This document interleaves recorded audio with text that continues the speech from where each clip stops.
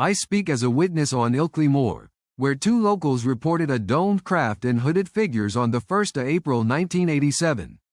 The ascent left no footprints, no residue, only memory.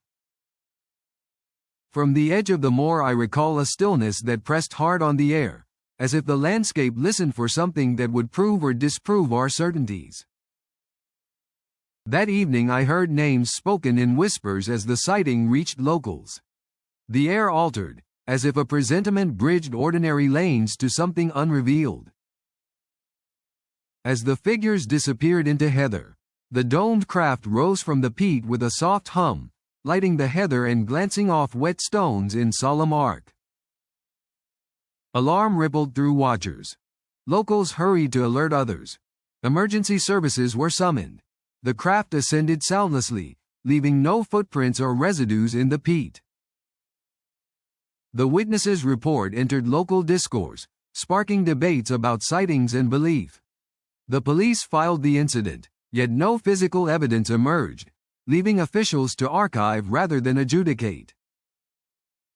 On the day, the peat absorbed sound and moisture, concealing any contact beyond a faint hiss when the craft drew away, and leaving investigators with questions rather than evidence. I saw their eyes widen, not with bravado but with the gravity of a moment that could shift our understanding, and I feared ridicule while clinging to the truth. Administrators later described it as an ordinary inquiry wrapped in extraordinary claims, a reminder that without proof, witnesses remain our best, but not definitive, guides through mystery. I gazed toward the horizon where the craft lingered, a silver dome against slate clouds, and I felt the cold air thicken with possibility and fear. In their cloaks I saw human features obscured by fear, not threat, and their flight suggested an instinct to depart from something beyond our knowledge. Column inches carried superstition and skepticism alike. Some readers relished a mystery, others demanded rational explanation, and I listened to both sides as the moor grew quiet again. Official records show cautious assessment. No threat, no crash, and no verifiable trace. Yet the case remained in archives, a chapter in the broader British fascination with the unexplained. Across Britain, such reports formed a chorus. Not all could be proven, yet they convinced many that the sky could withhold answers, as the moor kept its quiet. I studied the arguments, weighing cautious explanations against the intensity of witness memory. In the end, belief and doubt shared equal ground on Ilkley Moor. I watched how neighbors recounted the night to children, turning fear into fascination, and letting the tale become part of a shared, cautious legend for generations. I welcomed curious visitors, guiding them to safe paths, and explained how peat and weather shaped the ground rules of this mystery for us who live beside it. Within those archives, a quiet sentence remains, unsolved, unproven, yet unforgettable to those who spoke of it, shaping the craft of inquiry as much as belief. Readers compared the two cases. Both shared unanswered questions and a wary insistence that the sky sometimes withholds its truth, even as witnesses insisted on their memory.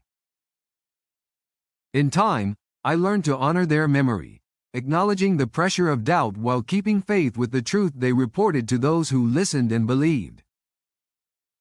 I stood within sight of farms and hedges, where the moor's breath rose and fell with weather, and I felt the land remember the event as if recording it. That day I marked the clock's quiet advance toward evening, sensing that the moor held its breath as the story began and would not easily release its grip.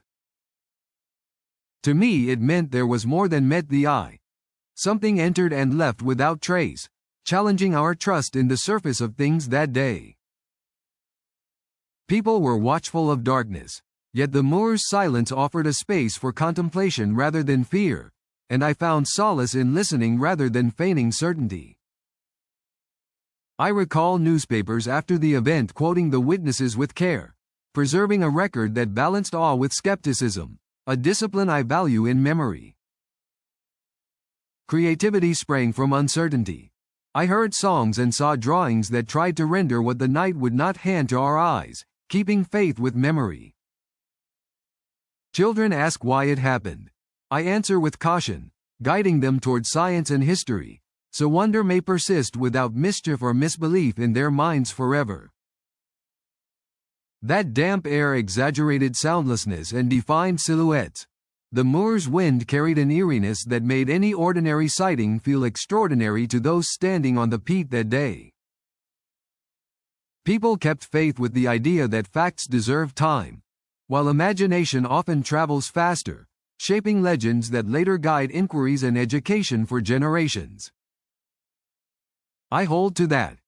The truth may be elusive, but the significance endures whenever a quiet moor keeps watch over our curiosity and invites us to listen more carefully.